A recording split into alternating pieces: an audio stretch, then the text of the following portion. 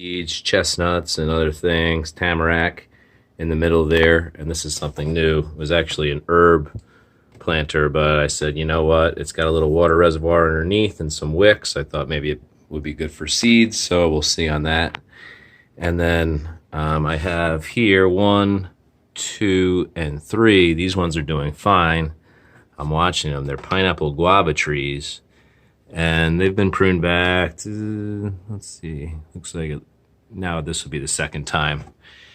And they're fine. They have nice shiny leaves, and they come back. I've got them all over the house.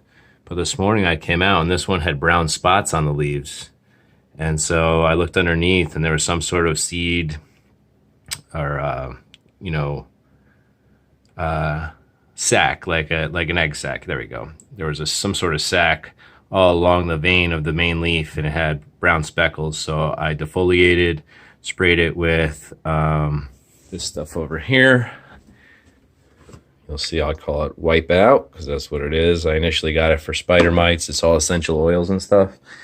It works for 2 weeks at a time, and if you miss like a day, you know these bugs, they hatch and they'll get you. So the amount of plants and trees I have, I didn't think that was that bad, just having that one. So I checked the others. They seem to be good, but I sprayed them just in case. And back here in the corner, this is my smallest of 3 cherimoyas, and that grows vine-like and produces a really nutritious fruit. I'm looking forward to trying my first ever. That's why I had to grow them here, because they don't grow really in the U.S. So these are poinsettia from Christmas. I pruned it back a few times, and they just come back. I vary the light depending on how they look. Everything got a nice fertilization today. So here is my clump of Norfolk Island pine. Kind of nice and tight in there. They look nice to me, nice and healthy. I miss them at least once a week and keep them well watered like the rest of them. This is my dominant cherimoya. Take a step back. The seed room set up way differently than you may have seen in previous videos where I had thousands and thousands of seedlings, under grow lights. Once I put them all outside, I upgraded and made it look a little more stylish and organized.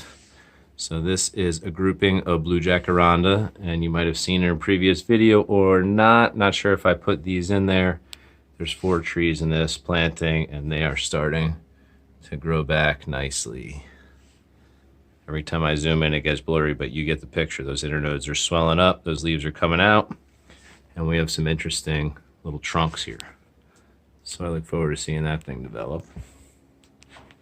Here is, you saw it in a previous video, this is that Bobab planting. I have one little survivor in there, been through the ringer, come back a few times on its own. This one's been through it as well, both attacked by spider mites. And then this guy, he might be the youngest of the 3, and he's really healthy and growing vigorously. So I'm going to let him grow for now. And this is the meerkat trio, mama and 2 cubs, or whatever you call a baby meerkat. We went to the zoo in Dresden, Germany, and it had a botanical garden, so I got to look at trees from all over the world, which was really cool. And they had a great variety of very healthy, well taken care of animals. I'm not a fan of zoos that don't take care of their animals well. So I don't think anyone would be, I'm just stating. So here we go. These are lemon scented gum trees, a couple of them. They look healthy. I just pruned them down. All of these, the red gums and lemon scented gums this summer have just taken off and gotten really leggy. So I decided to cut them back to 2 or 3 internodes worth and go from there. So this guy is going to be coming up on a video. This is the fig that I got for basically no dollars at a nursery in its death section. And it was just that little nub, even uglier than that nub. I cleaned that up. And so I started taking branches after reading an article about it and defoliating them and then sticking them in the soil. So you see I have a bunch of them growing into the soil and then growing up from there. So I want to continue to develop all those arches in there. So I'll probably be doing that very shortly. Defoliate, take the longer branches, bend them in, and then see what we get. It's turned out pretty cool in my opinion. All right, so other than my fertilizers, watering can and soil acidifier, root hormone. Yep, that's about all I have back there. And then in there I have little drip trays and other tools, my bonsai tools. And this is the only grow light I have going right now. Everything else gets enough natural light.